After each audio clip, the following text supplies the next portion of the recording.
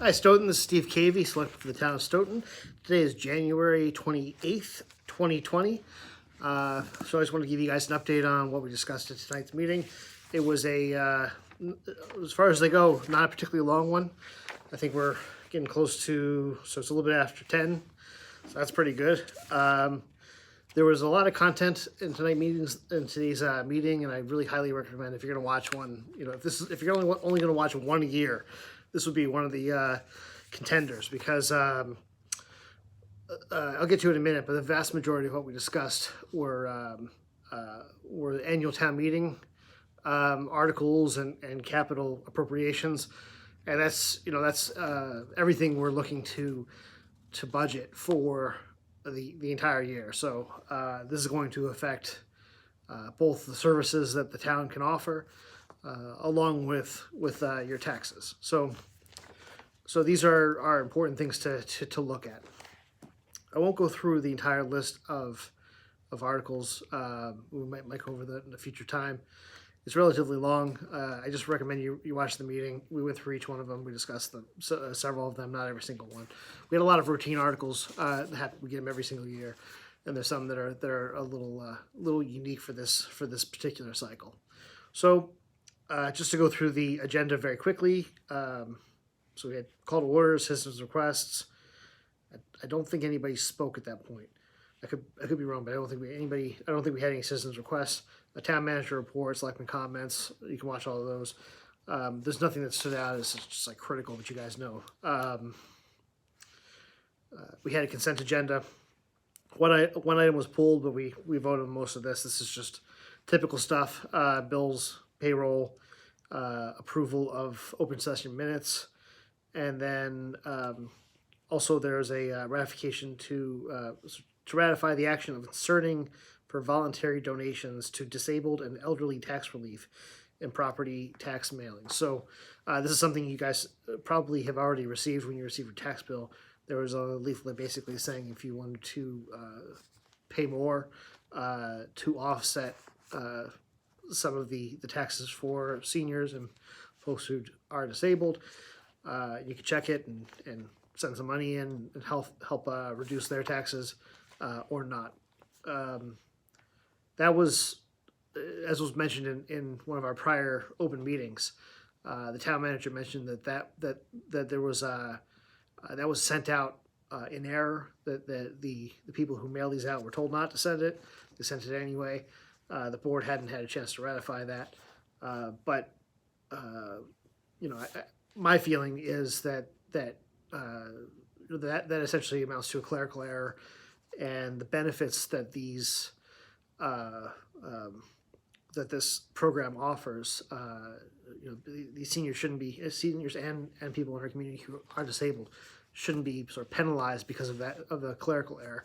So it's retroactive, but every year this comes before the board, it's passed unanimously. So a good reason to believe that we do it again, and once again we did. So by the way, this program is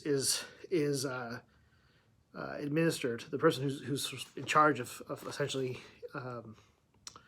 the paperwork and the legwork of getting this out and administered is our veterans agent, Mike Pizzara. He is amazing. Has always done right by the town. He's a citizen of the town, and we're really lucky to have him. And so, once again, not only is it important for our citizens, but I'm glad to see that some really important work that was done by a valued member of our team has passed through.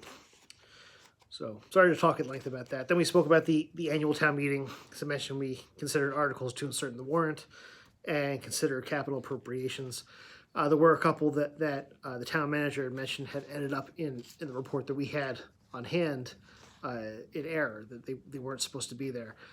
They were in sections that had been copied and pasted from previous years as a template. These just ended up in there.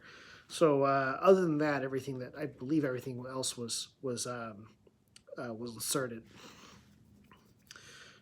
Or I don't think we haven't done the insertion yet, but we've kept everything the way it was. And then we discussed certain aspects of a couple of these, and then we considered the capital appropriations. overall, things are looking pretty good. There are a couple of as debt has rolled off, as we've been paying off our debts, and eventually, say, a bond matures, we've been bringing on new debt at essentially the same level I believe for the most part.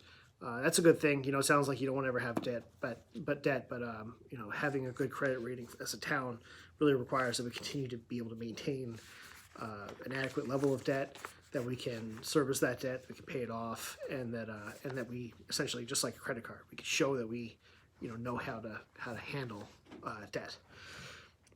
So having debt is a really, really important part of our financial health.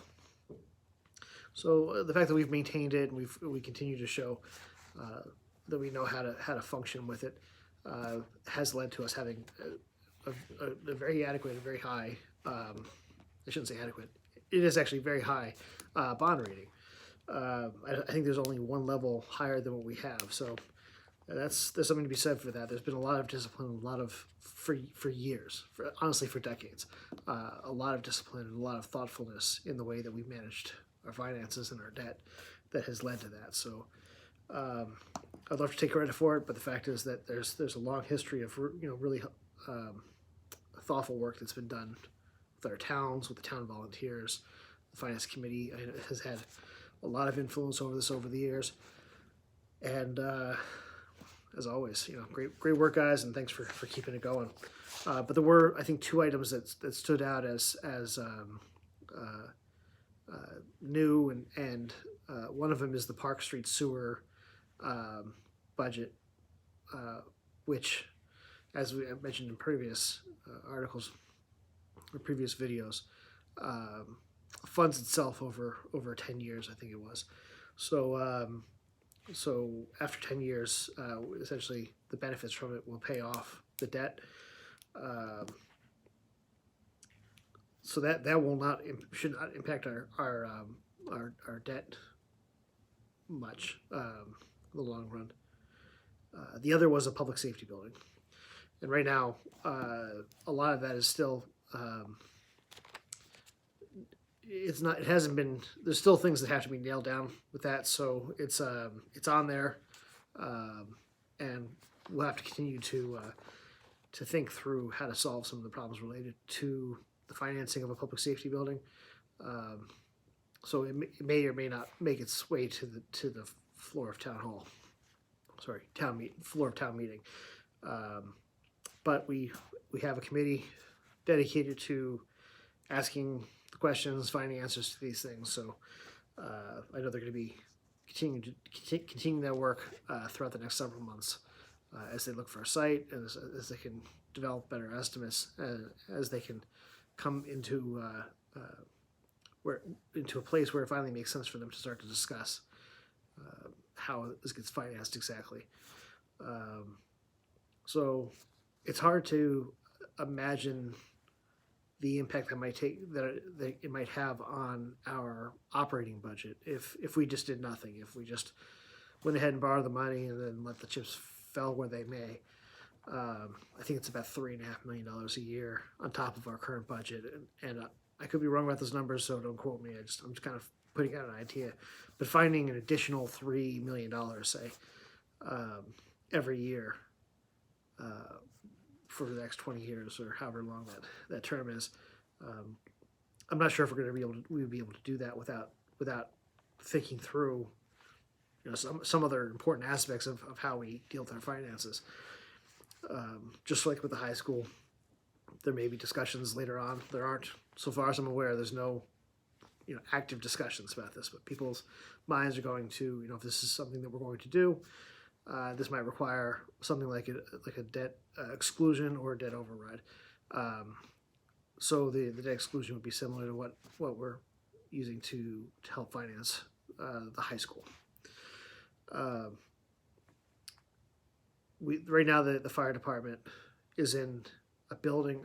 I mention this often, but the building is from 1927. That was the year it was built, which is the last year that the Model T Ford was being produced.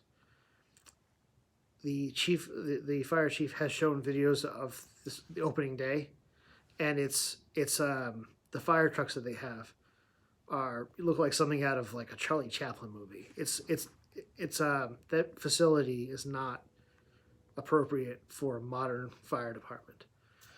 And today is actually the anniversary of the death of a firefighter 25 years ago. It was a huge loss for the community, and it's important not just to pretend like we care and say we stand behind you, and then not make the sacrifices necessary to make their lives safe, make them capable of doing the job that is already extremely risky. And they're looking out for our community. I feel like we have to look out for them too. So it's if the question of a debt exclusion comes up, and just as a voter, as a town meeting member, something like that probably, so long as all of the other paperwork and the plans make sense, would have my support. So we'll have to see how this goes. We have some time before that, and if we did decide to do something like that, it would go before voters to decide whether or not this is a priority in our community. I sincerely hope that people would agree that protecting our police and our firefighters is a priority. So let me hop off my soapbox, continue on. So next, next we get into executive session. There are 4 things on executive session, but 2 of them were not ultimately a reason for going into executive session. The chairman pulled them, so we only went in for 2 reasons, and I'll read those just to save myself the effort. The other 2 are like boilerplate, but they're on every single agenda, so if something comes up, we have it on there to discuss, but didn't come up, so we just didn't go in for those reasons. So the first one, we went to executive session to discuss strategy with respect to collective bargaining for the fire union, patrol union, police supervisors union, DPW union, dispatch union, professional administrative union, library union, town hall associates pursuant to general law, chapter 30A, section 21A3. Numbers B and C, please ignore those. We ultimately didn't invoke those. So the last was D, which is the approval of executive session minutes for October 15th, 2019, October 29th, 2019, November 5th, 2019, November 19th, 2019, December 3rd, 2019, December 17th, 2019, January 7th, 2020, and January 14th, 2020. We were without a administrative assistant for the Board of Selectmen for a while, and so these minutes piled up because there wasn't somebody to do them. As I've mentioned in the past, I think a couple of meetings ago, the person who has joined the team, Deborah LeBlanc, has done an absolutely outstanding job of getting us caught up while doing an absurd amount of work leading us into the new year with the licenses that we did before the year end. She's been heavily involved in the work that we're doing for town, in preparation for town meeting. So she knocked these out, and we were able to approve them. But I just want to once again thank her. She's doing a great job, and we are really happy to be. I'm personally really happy to be working with her. So thanks so much. Have a wonderful evening. As always, thank you for. Oh, before I go, if you're still paying attention, down below in the description, you can find a link to the minutes when they become available. You can find links to the full video, the agenda. There's also an anonymous suggestion box if you want to drop me any sort of comments. Feel free. But so that said, thank you very much for allowing me to be a selectman for this town. It's a huge honor. Every day I just appreciate being given the opportunity to support my community, to work for you guys, and I'd love to do it as long as you let me. Have a wonderful evening, and I'll talk to you all probably next week. Take care.